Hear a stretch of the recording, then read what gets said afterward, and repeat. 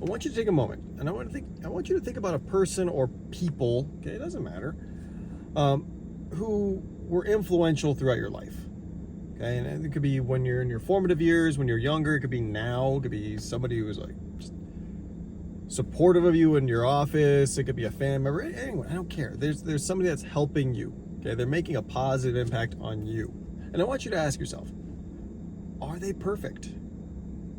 Are they able to do all the things that need doing? Okay, and do they do them 100% the way they should be done? I'm gonna bet that the answer is probably no.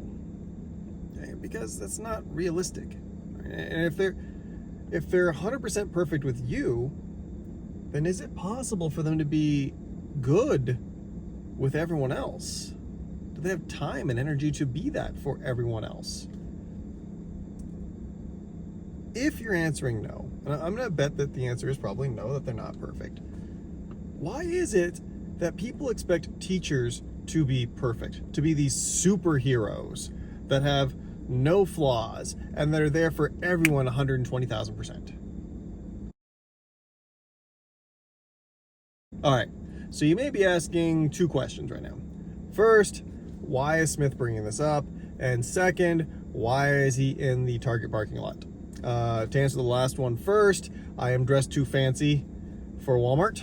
And to answer the main idea, we had our district training the other day, and we had a guest speaker come in to be our keynote.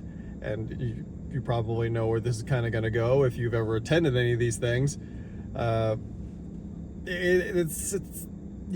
kind of an eye-rolly situation, and I'll actually get into what a good keynote speaker should be and what a bad keynote speaker is in a later video. But the guy got me thinking, because he had this whole spiel about how we teachers, we're not doing enough. We need to make sure, or you guys need to make sure you are an entire chapter of a child's life, blah, blah, blah, blah, blah, blah, blah. And it's like, dude, I appreciate where you're going with this, what your thought process is on this, okay?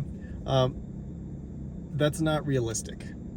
And you shouldn't, as a teacher, feel bad if, 20 or 30 years from now, your students don't remember exactly who you were, okay?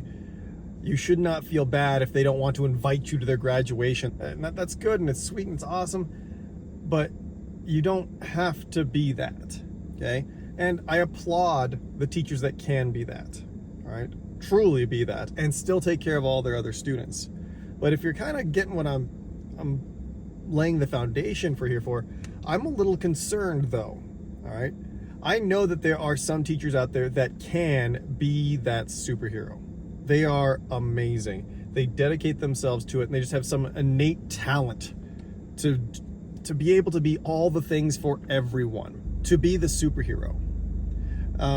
I've met a few of those people, okay? And they're literally the ones where you're like, oh, you make me feel bad about myself. That's how you feel after you meet them and you're watching them and you're experiencing them for a while, because at first you meet them, you're like, oh, okay, maybe it's all just show. It's a flash in the pan kind of thing. And then, after a couple days, couple weeks, you're like, oh, they really are just awesome. That's great. That's great. Guess I got to start pulling myself up and trying to be better myself. That's the benefit of those guys, is that people such as myself, we see them and we try to aspire to be them.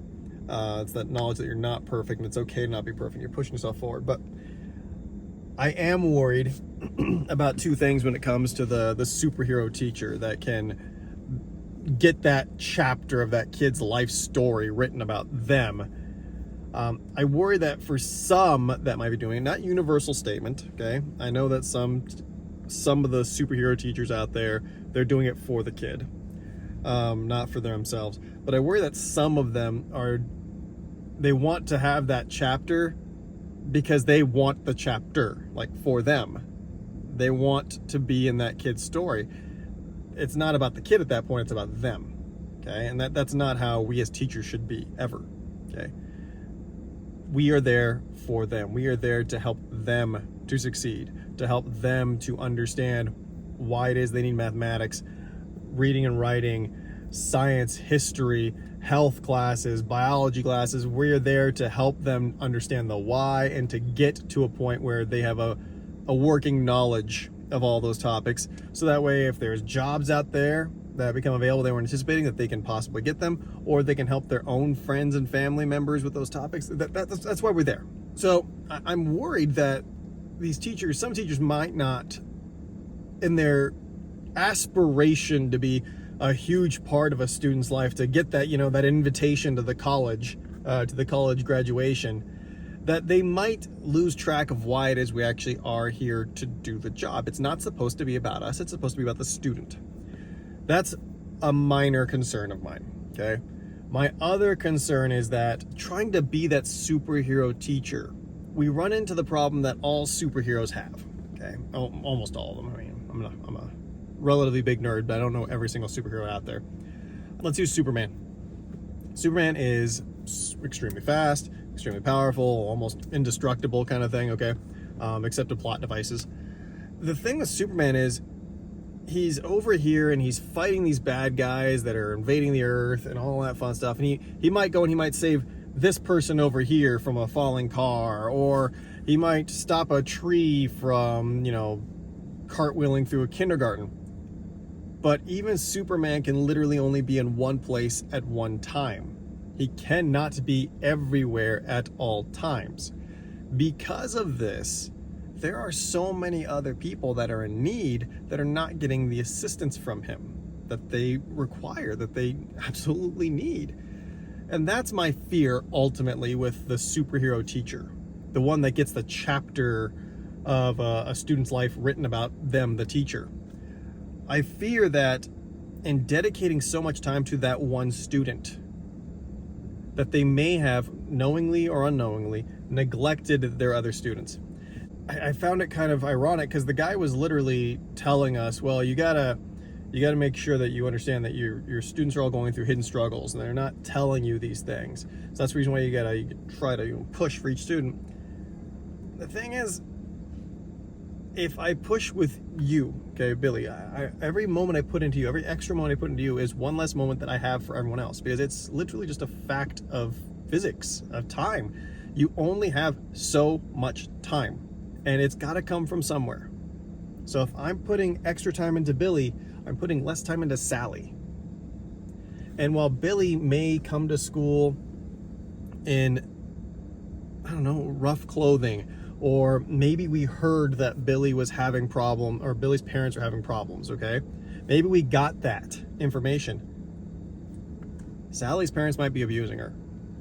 Sally's cousins might be abusing her. Maybe maybe one of their best friends OD'd, okay? But Sally doesn't want to share that. Sally just says, I'm fine, I'm good. And she moves on. But Sally could still use your support. Sally could still use your time. And that's my fear with the superhero mentality that that these aspirational speakers try to push on educators, okay? You're not doing a good enough job unless you're getting that chapter in that kid's life. No, I disagree. You're not doing a good job in teaching if you aren't trying to create a fair and consistent environment in your class that promotes learning, promotes that all of the students are capable and smart and able to achieve whatever they want to achieve. And yeah, it's not going to be easy. This failure is definitely an option. Okay, failure is a learning opportunity. That's what I believe makes a good teacher.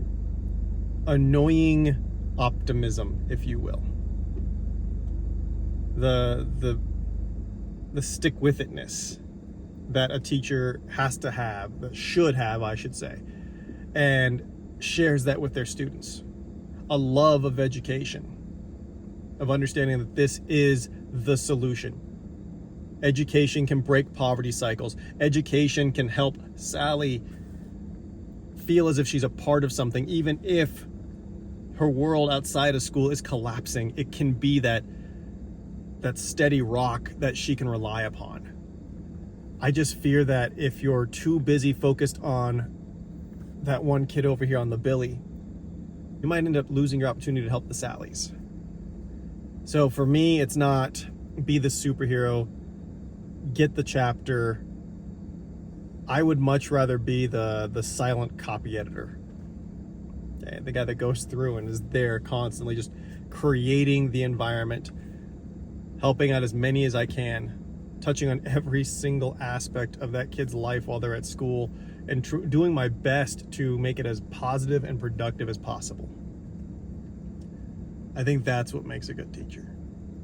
I don't think you need to be all the things for every person, because I don't think that's possible. I don't think you need to be a superhero.